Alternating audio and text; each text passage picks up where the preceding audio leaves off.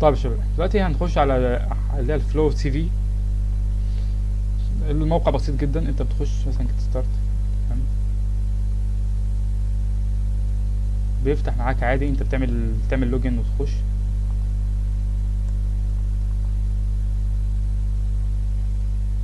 نمسح دي عشان نعرف نعمل غيرها. هنا بقى الموقع معاك بيقولك اختار الشكل.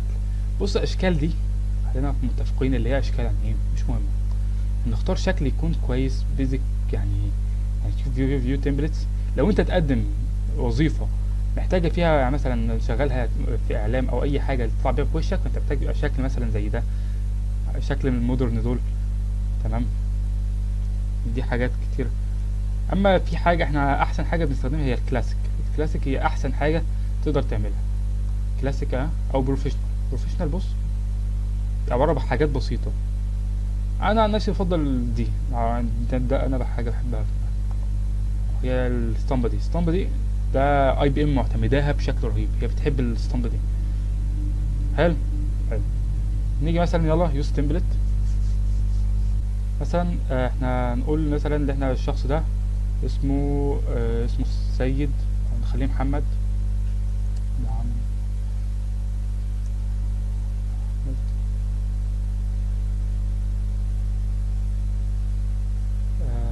محمد ياسر مثلا. ياسر سالم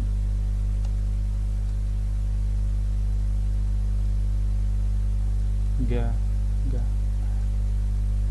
كده احنا كتبنا اسم الرباعي زي الفل. الجوب تايتل اللي انا كنت عايز اقدم عليها مثلا نقول دوت نت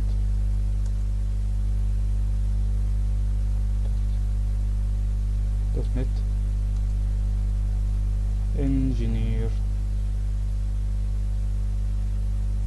مش لا مش انجينير، ديفيلوبر بقى.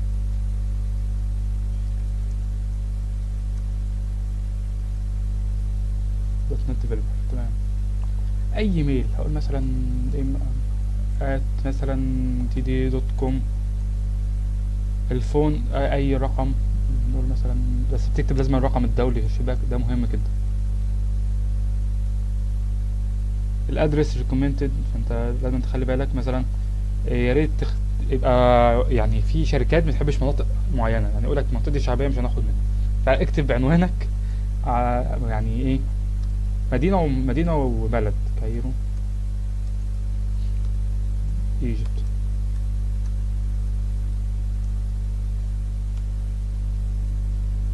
حلو. مهم جدا لان معلومات التواصل يعني يا ريت لو تعمل مثلا يعني اللي عندك الديت اوف بيرث والجندر ده مهم جدا، يعني لو تعرف تعملها. لو انت شغال في مصر فالخدمه العسكريه مهمه، تمام. فاحنا هنعمل ديت اوف بيرث مثلا نقول 1 فبراير، يناير مش مشكله. نقول مثلا اللي هو 92 عشان يعرفوا انت عندك كام سنه. لو انت مثلا لو باسبورت بس مثلا ميليتري، قول مثلا ان انا ايه اي حاجه. تقول انت موقفك من التجنيد ايه، عشان فينا شركات في مصر بتهتم بالموضوع ده. وهنا بقى معلومات التواصل عندك ايه، عندك الويب سايت، عندك جيت هاب، اي حاجه. اكتب اليوزر نيم بتاعك وحط اللينك تربط بيه اللينك، وعندك ديسكورد وعندك الحاجات دي كلها مثلا اهو. اي حاجه، وبالذات ولينكد ان مهمه وتويتر. ده ليه علاقه بس بالبيرسونال براند اللي بنتكلم عليه في مرحله تانية خالص. بعد كده احنا كده خلصنا اول سيكشن الحمد لله. كده اول سيكشن احنا وصلنا الحمد لله. نيجي بقى للسيكشن اللي بعده، نعمل نيو كونتنت. احنا قلنا احنا لازم بروفيشنال بروفايل اهو. تعالى اعمل بروفايل. ابتدي بقى اقول له اي كلام. اقول له مثلا انا محمد ياسر، انا شغال دوت نت جونيور. يستحسن في هنا في البتاع تقول لي انت جونيور ولا سينيور ولا ميد سينيور، حسب ما انت مقيم نفسك يعني، عشان بتفرق حسب البوزيشن اللي انت مقدم عليه. لازم تعمل سي في لكل بوزيشن. حلو. حلو. تكتب بقى ده يقول لك تكلم نفسك سكيلز، وقول يعني انت هتقدم ايه للشركه وكده، يعني احنا ده كله كلام. انا كنت نفسي اكتب حاجات مهمه بس يعني ايه عشان ما نطولش، بس الموضوع بياخد وقت شويه. انتوا اكيد هتعرفوا تعملوا. خلاص البروفايل. نشوف انا احمد مثلا خبرتي سنتين، لا فانا كده هعمل ايه؟ احط education الاول. فانا هخش كده فين عندي education. education هو مرشحه. اقول لك مثلا ايه، قول ماستر اي خدمه، وكاتبه منين ماستر مثلا ان كذا، واكتب المجال اللي انا واخد ماستر اكتبها، او بكالوريوس اكتب في الحوار ده، واخد لينك الجامعه او المدرسه اللي انا واخدها منها، والبلد لو انت حابب، والتاريخ ده مهم، التاريخ مهم. مثلا عايزين نقول من ابريل 18 لحد فبراير 22، ده مهم جدا. وبتبدا بقى ديسكريبشن انت عملت ايه وبتاع، ويستحسن مثلا انت تحطها على شكل نقط، ده مهم جدا. ده تحسينا للشكل. يعني لو انت عارف عملتها كده ده جامد. انت بس كده تتكلم على ان انت اتعلمت ايه في الكليه، مثلا 4 سطور بتاع. لو انت خدت في حته تانية غير الكليه فاكتبها برضو، ماشي. صوت حلو. بعد كده احنا بقى اللي بعد كده احنا هنحط الاكسبيرينس. احنا دلوقتي شغال، عرفنا الدنيا. مثلا كونتنت يعني بروفيشنال اكسبيرينس. تبدا بقى تقول ايوه الجوب تايتل بتاعك. مثلا انا كنت دوت نت ديفلوبر في المكان كذا، لينك المكان اللي معيني، تمام، والتاريخ اللي بدات منه وبتاع. انا هكتب اي حاجه دوت نت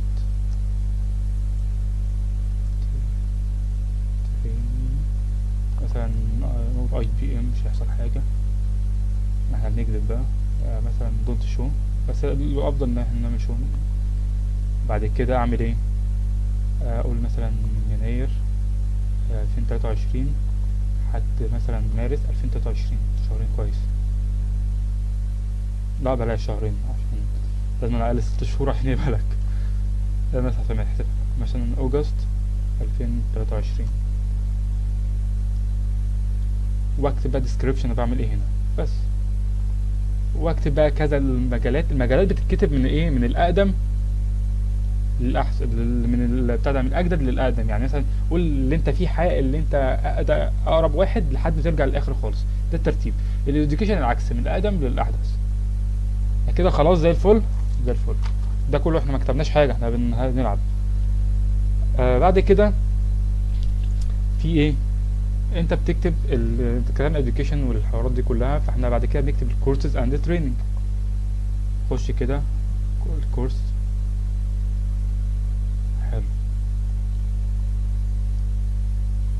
تكتب بقى النيم الكورس بتاعك والمكان، مثلا نقول مثلا ايه يعني، مثلا CCNA. قول المكان اللي اخدته منه، ولو في شهادة تعرف ارفقها. بس لا، الشهادة خليها في السيرتيفيكيشن. تكتب اسامي الكورسات وكده بس كده، وبياناتها بكل حاجة. في بقى عندك ايه سيرتيفيكيشن، تكتب سيرتيفيكيشن. لو انت عندك سيرتيفيكيشنز تكتبها مع سيرتيفيكيشنز للكورسز دي. تبقى بقى انا اخدت السيرتيفيكيشن وفي كذا، وتحط اللينك بتاعها عشان الناس تشوفها وكده. حاجات اللي مثلا CCNA تكتبها، مش ده اوبشنال، مش مهم تكتبه، حاجة شبه كده. كان اي حاجة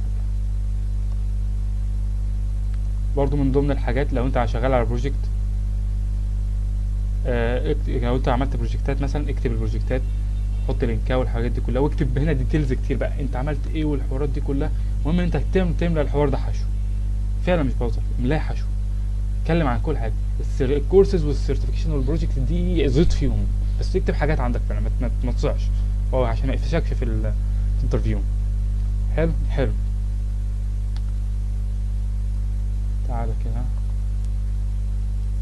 يعني نعمل ريفيو للسي في بتاعتي اصلا، وندخلها ATS نشوف ايه نسبة التطابق. يا رب يعني. حلو، خلصنا بقى كده. يبقى فاضل ايه؟ احنا فاضل عندنا حاجتين. في جزء اوبشنال، اللي هو لو انت كنت شغال مثلا متطوع، او يعني تكتبه هنا انت كنت شغال في كذا، فولنتير في كذا. الفولنتير مهمة جدا لو انت حابب تشتغل في شركة كويسة. فالفولنتير بتحط بعد السكيلز. يعني مثلا ادي السكيلز، ابدا بقى ارص السكيل، مثلا اقول له ايه اي سي دي ال. تمام. الليفل بتاعي انا سكيلفول فيه الاكسبيرينس، وافضل بقى كده ويظهر له بقى يعني، واكتب له بقى الصفات بتاعتي والحاجات دي كلها وانا بفهم في ايه، بكتب عيش. بعد كده عندك ايه؟ عندك اخر حاجه، انت عندك لو انت كنت فولنتير في حته اكتبها، مثلا كنت في اسم المكان كنت بتعمل ايه، او مثلا ايه في الفولنتيرنج مهم جدا. كنت مثلا اهو باك اند، واكتب بوزيشن عموما، وابدا والتاريخ وكنت بعمل ايه هناك وكده.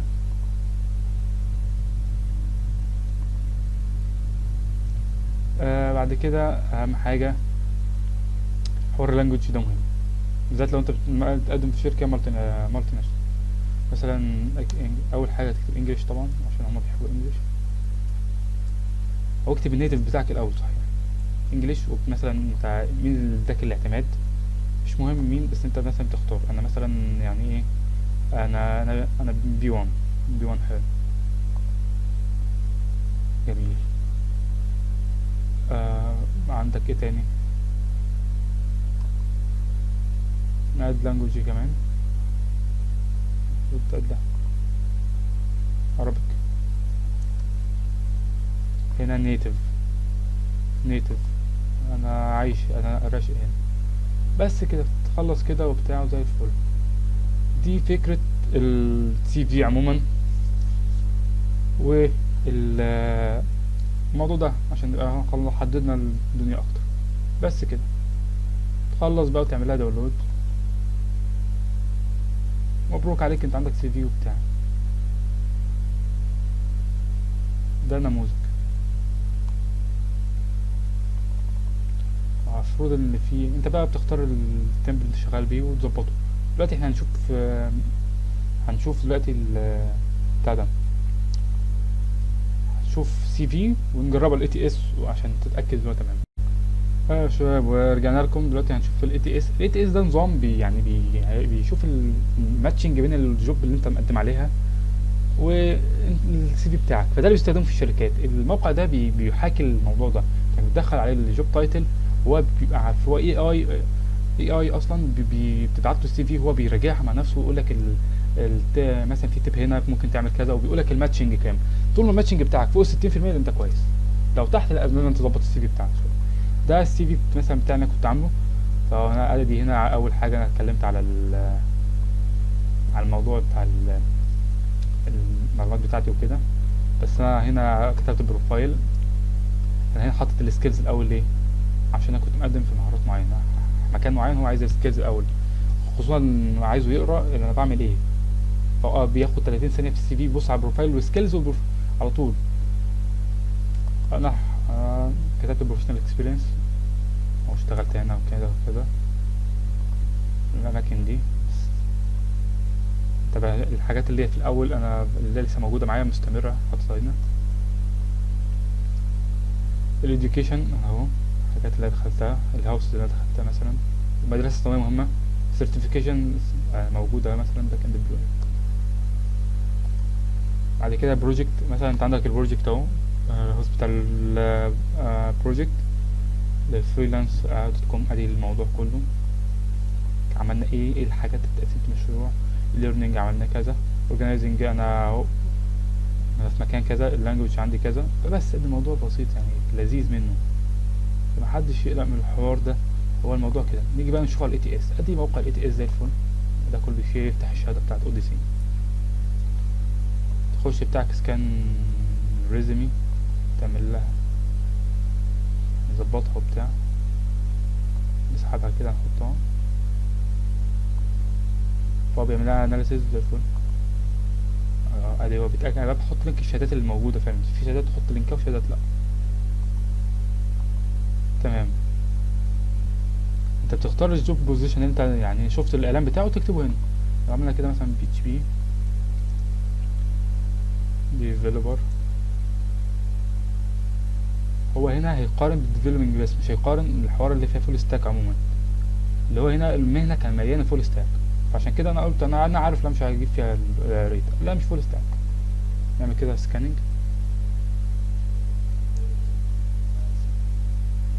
هنا بيسكان بقى باللي انت مقدمه له فعلا. هو هنا بي اتش بي ديفلوبر بس، مش فول ستاك، مش الجوب تايتل اللي هو عايزها، قصدي مش الجوب ديسكريبشن اللي هو عايزه. فانت تشوف ده الجوب ديسكريبشن، هنا يبقى المفروض يجيب لك الريت. هنعدي.